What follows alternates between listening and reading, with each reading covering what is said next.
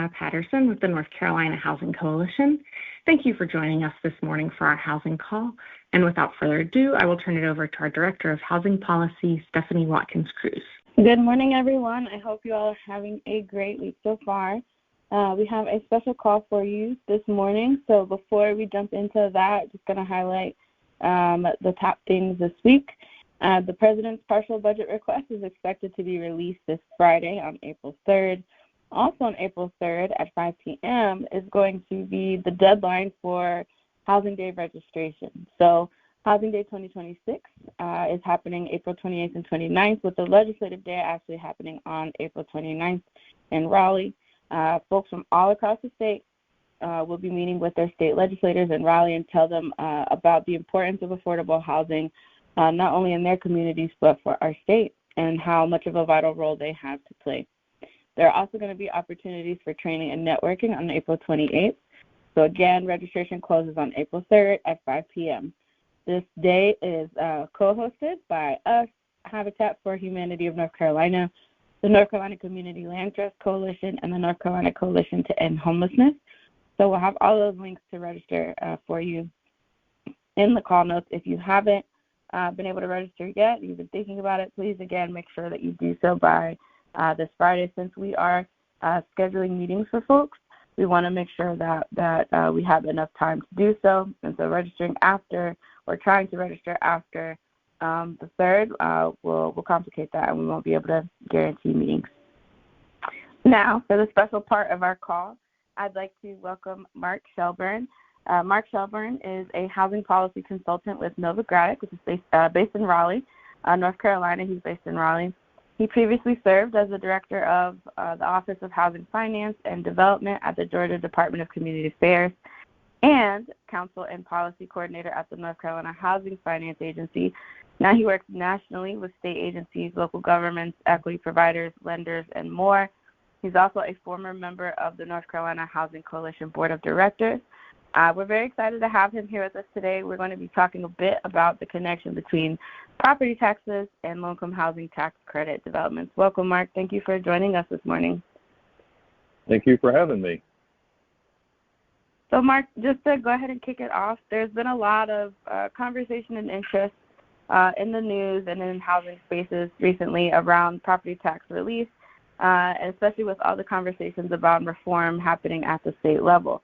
So next week we'll be talking to a few guests about the proposals on the table for affordable housing tax exemption specifically. But before we did that, I really wanted to ask you to help us kind of set the stage and give context to this policy conversation by talking with us a little bit about why do property taxes matter in LIHTC deals or in the development or sustainability of affordable housing. Right. So a low-income housing tax credit property is by design set up to have very low cash flow. That's its whole reality, is to use as little subsidy as possible. That's a mandate from Congress to the agencies responsible for administering the program, which in North Carolina is my former employer, the Housing Finance Agency. And these agencies take that responsibility very seriously. And so as a result, when developers apply and when agencies award these deals, they are, again, set up by design to have very low cash flow, can be easily in the low 5 figures, even for a decent-sized property. And so what that means is that if there are changes for which people aren't expecting, some type of unexpected problem popping up, it can be a real issue and challenge for these owners. An example that's happened in the last few years has been insurance costs. Those have gone up dramatically, and as a result, a lot of these properties have had to really scramble to figure out what to do about that. And so the reason to bring that up now is we don't want property taxes to be the same for some of these deals. Right. That's incredibly helpful. Something I think that we try and talk about often is, reminding folks that affordability is in the spreadsheet. And so a lot of those really stringent and specific rules for underwriting on MITEC deals that limit the cash flow that you're talking about, make these costs or any changes in costs, really impactful for development.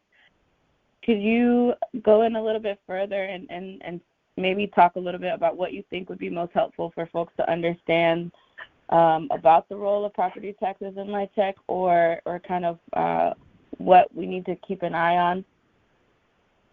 Right, and to your last, to your last point, when I teach this subject matter, the basics, what I always emphasize is the bottom line is the bottom line. The best policy in the world is of no consequence if the owner can't pay the company that's to come out and mow the grass and unclog the toilets, etc.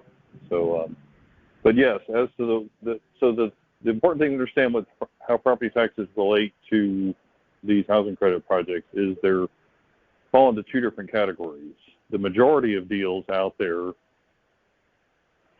don't have an issue with what's coming up with this discussion. They don't have an exemption. They're governed by the typical standard law that applies, which North Carolina is very fortunate to have a very good state statute. We got it enacted in 2008, and it requires the local property tax assessors to do a fair and appropriate job in making certain these deals pay their only fair share of taxes.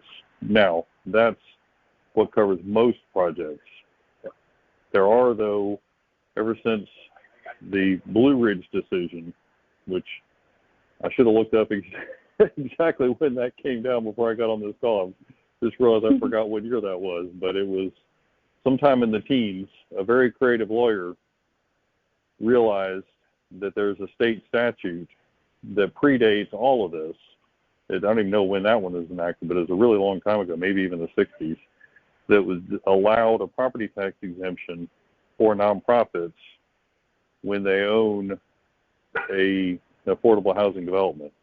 And the way it's described, and based on that history, my read of that is the intent, and obviously I wasn't around for that, but reading between the lines, the intent of that was to cover things like group homes, or it even says YMCAs.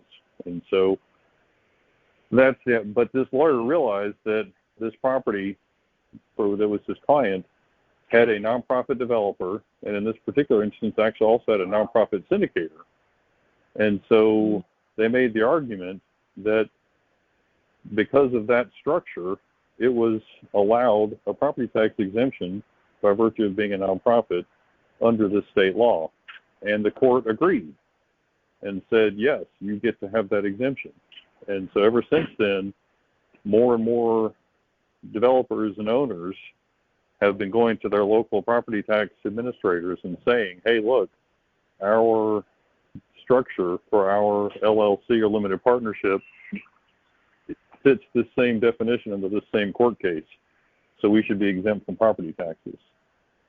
And the important thing to know for housing credit deals is to the extent that they were set up in year zero when they're underwritten under that presumption, or even later, even before before they placed in service, to the extent that that's what everyone assumed going in, that's what needs to continue to be the rule for it. There's no to go back to these deals and say, well, okay, we're underwritten with this low cash flow, presuming you're not going to pay property taxes. Guess what? Now you need to pay property taxes. That would be a disaster. Obviously, I have no idea the actual exact numbers on what of a consequence that would be, but I know there'd be multiple owners that would be facing a serious problem if they all of a sudden had to start paying property taxes when they weren't set up to do so. And so whatever happens in the legislature needs to take that in reality into account and not allow it to happen. Right.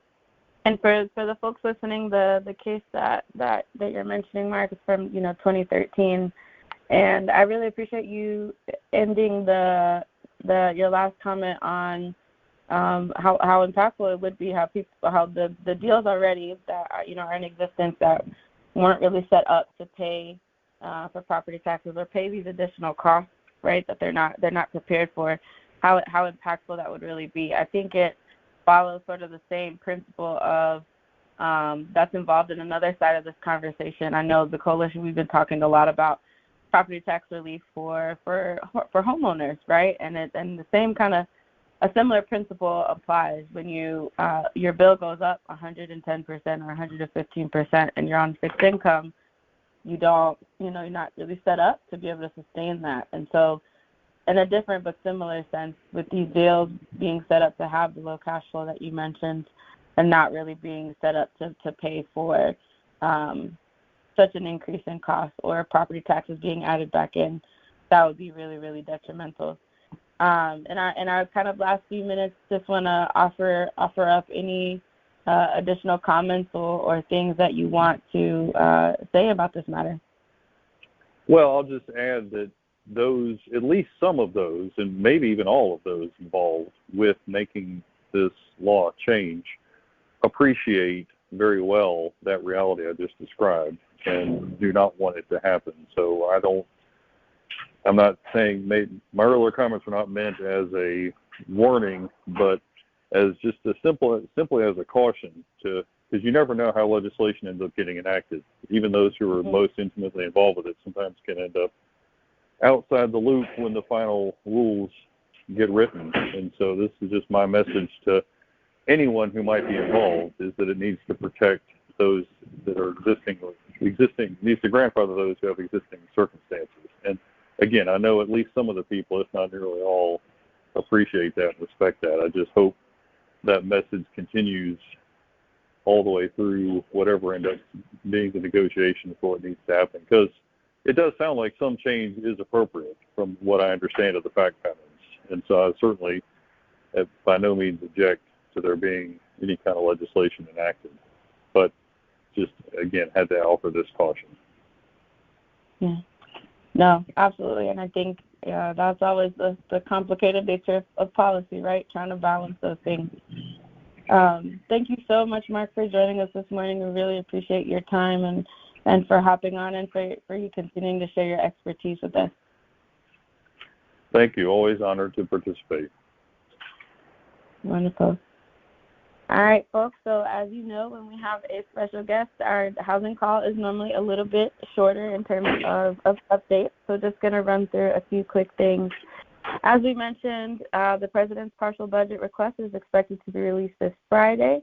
And this budget request in particular really signals the policy priorities of the White House, but does not actually dictate funding. So there will be additional releases and versions to come from the congressional side. However, we do know that this year's HUD request is expected to include more drastic funding cuts, similar to the President's proposal that was released last year. However, thanks to strong advocacy efforts last year, Congress rejected the President's proposed cuts and instead provided some significant funding increases for HUD. So do not be surprised when we kind of refresh that effort and ask for your advocacy and engagement with our congressional delegation around continuing to invest in our housing and community development and homelessness programs. Also want to list up that the Housing Counseling Notice of Funding Opportunities for fiscal year 25, yes, 25, was finally released. The Department of Housing and Urban Development released the Comprehensive Housing Counseling Notice of Funding Opportunities last week. And so for our housing counselors and housing counseling agencies that are listening, please be on the lookout for an email from Stacy so that we can touch base about this opportunity, as well as some other timely advocacy opportunities for input. Moving on, we do have one advocacy opportunity that has a kind of a deadline to it. It's an organizational sign-on letter. The National Low-Income Housing Coalition and the National Housing Law Project, as well as the Wilderness Society and the Public Land Center, so pay attention to that coalition, are partnering to draft a sign-on letter opposing the mass sell-off of federal land without key guardrails or affordability requirements. So the deadline for organizations to sign on to this letter is tomorrow, April 1st. And our partners at the National Low-Income Housing Coalition encourage organizations to sign on and share the letter with their network. So we will have this in the call notes for you all. and please make sure you check that out. Last but not least, just want to highlight a few more things. On the disaster recovery side, Governor Stein proposed and released his third Hurricane Helene recovery state budget to rebuild Western North Carolina. Also want to lift up that there is now the 2026 Advocates Guide from the National Low Income Housing Coalition is now available. And again, on Friday at 5 p.m., the registration for Housing Day 2026 will close. So please make sure to get your registrations in by that time. Thank you, everyone, as always, for joining. Please don't hesitate to reach out if you have any questions. I know a lot of folks have been reaching out around the property tax conversation, so thank you. Please continue to do so. We are fielding those questions and trying to make sure that the content we release is relevant, but also that we continue to engage with all the different perspectives across our ecosystem. Next week, we'll have some other special guests from self-help folks that have been working on the proposal with legislators on the proposal around the affordable housing property tax exemption, and just adding some guardrails and some clarity around that exemption. So we'll dive into the actual proposal a bit more next week. And again, we thank you for your time this morning and for joining us. So we hope you have a great rest of your week, and we'll talk to you next time.